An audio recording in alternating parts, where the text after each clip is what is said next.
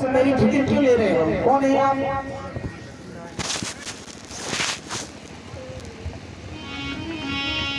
बोले महाराज कि आपको ये सताते हुए आ रहे हैं। मैं सोच रहा हूँ कि ये तुम्हें क्यों रोक रहे हैं और आप क्यों आगे आगे दौड़ रहे हो? तो गाय बोली महाराज कि कौन है आज मेरी लाज बचाने आए?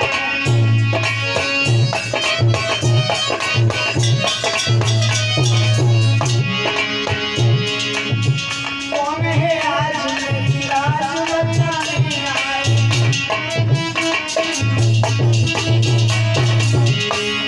गाय अपनी भाषा में बोली है कि यहाँ तक कलयुग का वास आ चुका है, लेकिन आप कौन हैं जो सतयुग जैसे विचार हैं आपके?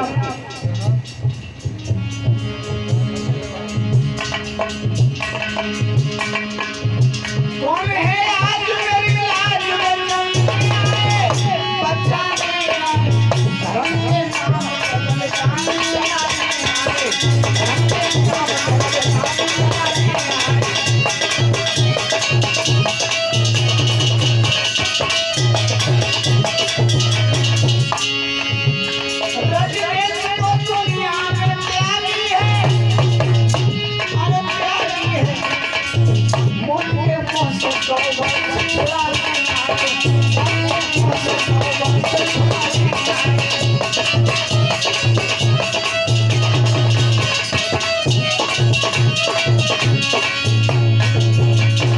जवाब दिया आप मेरे आगे आए तो आप अपना परिचय दें।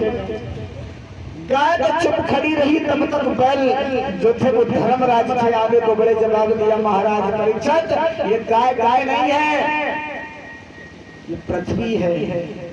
अपने अत्याचारों को देख करके भाग रही हूँ। मैं बैल बैल नहीं हूँ, मैं धर्म हूँ।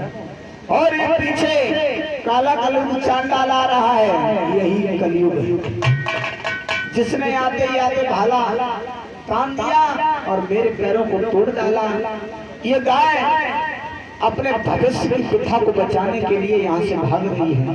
महाराज आगे बढ़े, जवाब दिया तलवार निकाली, भविष्य कलयुग कोई नहीं छोड़ेंगे। जैसे ही तलवार निकाली तो कलयुग हाथ जोड़ करके खड़ा हो गया, कहने लगा महाराज आप गलत कर रहे हो, आप चाहो तो हमें मान लो, हमें मारने से क्या कलयुग थोड़ा नहीं चला जाएगा? कलयुग की जितनी समय सीमा है उतने समय तक रहेगा। महाराज हमें अवगुण ही अवगुण नहीं है, हमारे अंदर गुण भी है। जवाब दिया तुम्हारे अंदर क्या गुण है? तो जवाब दिया सुनो, पहला गुण मेरे अंदर ये है, सतयुग त्रेता द्वापर में लोग महात्मा लोग हजारों वर्ष तक तपस्या करते रहते थे, भगवान के दर्शन नहीं होते। मेरे शासन में एक मुख से राम को है, दूसरी पल में आराम। दूसरा गुण अभी तक मन सा पाप लगता रहा, लेकिन मेरे शासन में केवल करे का पाप लगेगा। किसी के साथ कुछ भी सोचो कोई मतलब नहीं है, किसी के साथ अगर घटिया हरकत करोगे पल नहीं बीतेगा तब तक दिखाई देगा। महाराज कहने लगे ठीक है भैया, हम तुम्हें मारेंगे तो नहीं, लेकिन गाय ब्राह्मण पर थोड़ी कृपा करो। तो जवाब दिया महाराज रहने के लिए जगह बता दो।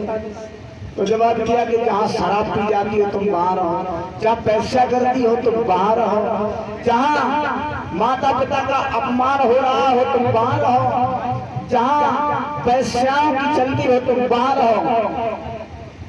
कलयुग कहने लगा महाराज रहने के लिए तो बहुत अच्छी जगह दी आपने, लेकिन महाराज एक जगह कोई ऐसी दे दो जहाँ थोड़ी देर हम आराम कर सकें।